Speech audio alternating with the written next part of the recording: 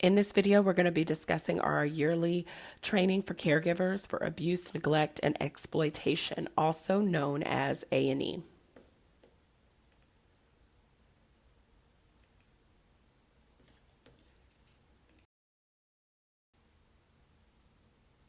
So why do we train on A&E? So we should take every effort to prevent the abuse and neglect and exploitation of vulnerable individuals. In our home care agency, that is all we work with is people that are disabled or elderly. So we want to make sure that we're doing our best to protect those people who can't protect themselves. Federal and state requirements mandate anyone who works with Medicaid clients to know what A&E is and also how to report.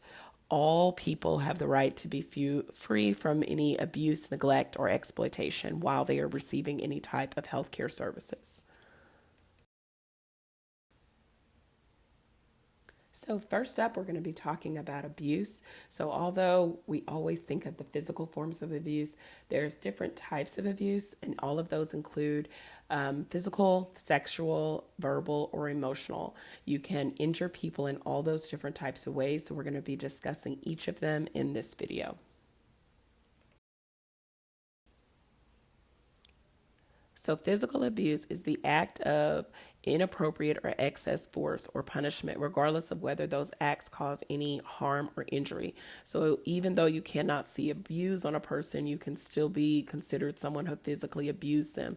If you grab them or hurt them, that is also considered physical abuse. Knowingly or intentionally causing any sort of harm or death, using any sort of chemicals or bodily restraints, secluding anyone for any sort of reason can be considered physical abuse.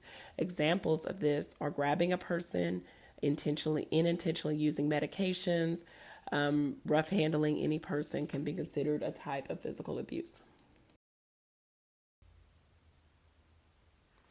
Emotional or verbal abuse.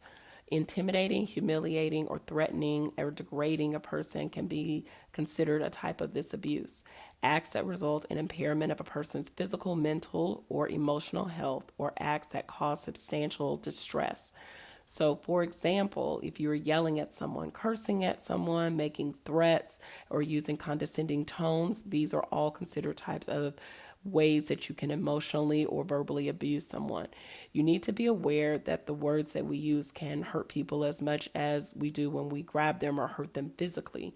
Sometimes when people have been in care, in any sort of care in nursing homes, or if they're in foster care or things like that, they might have already experienced trauma. So sometimes our words can be more hurtful than even the physical marks that people can leave.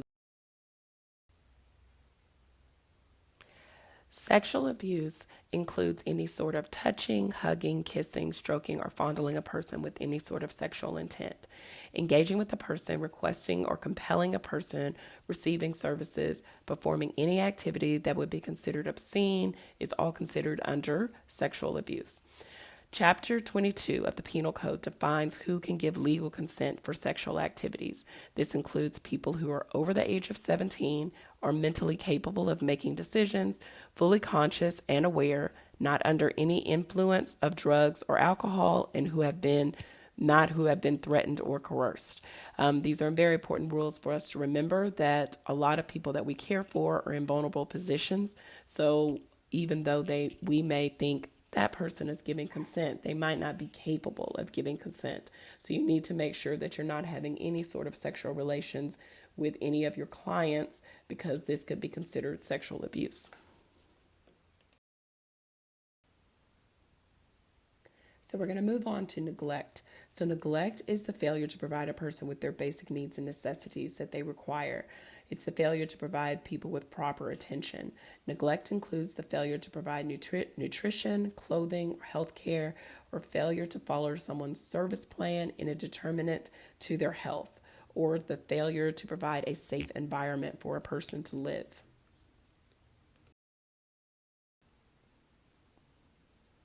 So a couple of examples of neglect can be the failure to help a person, with their hygiene tasks, such as bathing or helping them dress if they want to be dressed or in clean clothes, if you are not adjusting certain temperatures in the home so that they can be comfortable, also providing people with their necessary food or dietary needs.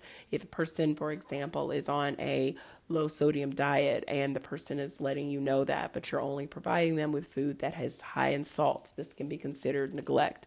It can result in some sort of health care problem for them in the future, and that can be considered as neglect as well. So these are the important things that you want to remember. This is just a few examples of what can be considered neglect when providing care.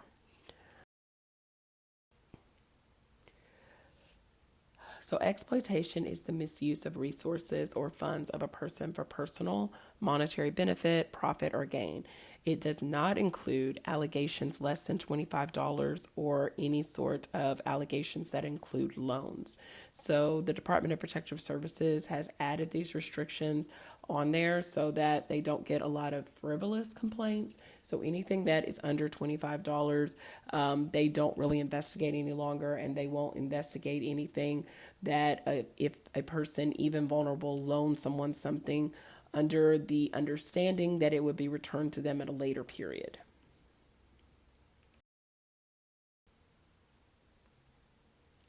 So, examples of exploitation: if you coerce someone to give you any of their personal information, such as their social security number, account number, credit card number.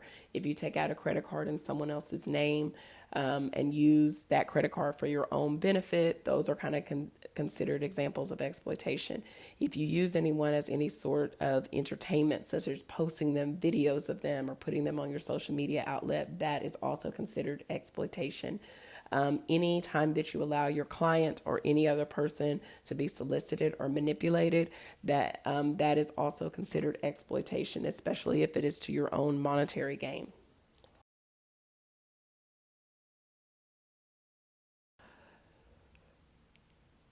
There's so many different signs that you want to look for when you're talking about A&E.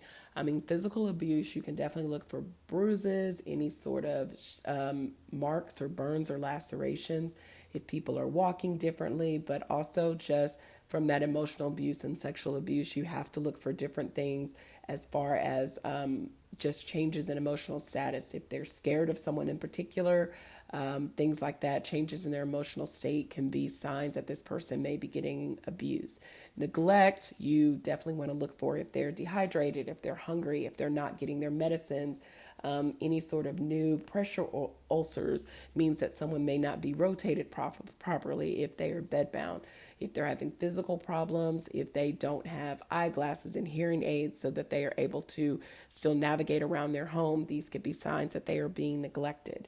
Exploitation, if people are having issues with their finances, if they are worried about family members taking money from their account, if they're not able to get the things that they need because their accounts are suddenly empty, those are signs that someone's funds might be used for personal gain and they could be getting exploited by someone.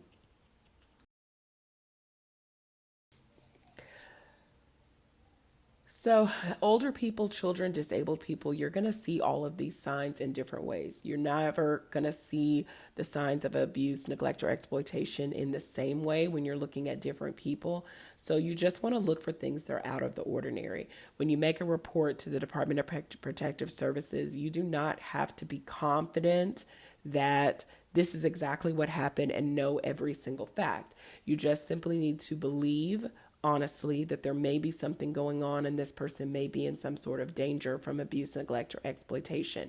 It is the job of the Department of Protective Services to do that investigation and to find out if there is anything illegal going on or if someone is actually being hurt. Everyone in Texas is a mandated reporter. You don't have to be a nurse or a doctor or anything like that. It is required for you when you're living in the state of Texas that you report if you suspect abuse, neglect, or exploitation.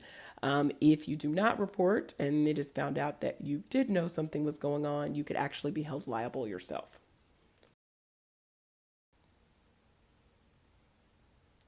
So it is our policy to make sure that all of our caregivers, staff, anyone that is working in and out of the office are aware of this. You have to make sure that you're reporting yourself and not make it anyone else's responsibility to report for you.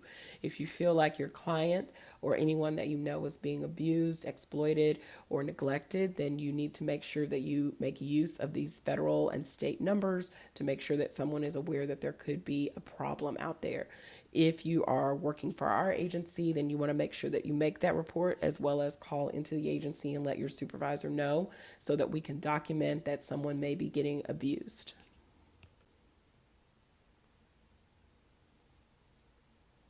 So these are the numbers that you want to make sure that you're aware of. If you suspect that there's an allegation and that someone may be abused, exploited, or neglected, you want to make sure that you report this to your supervisor.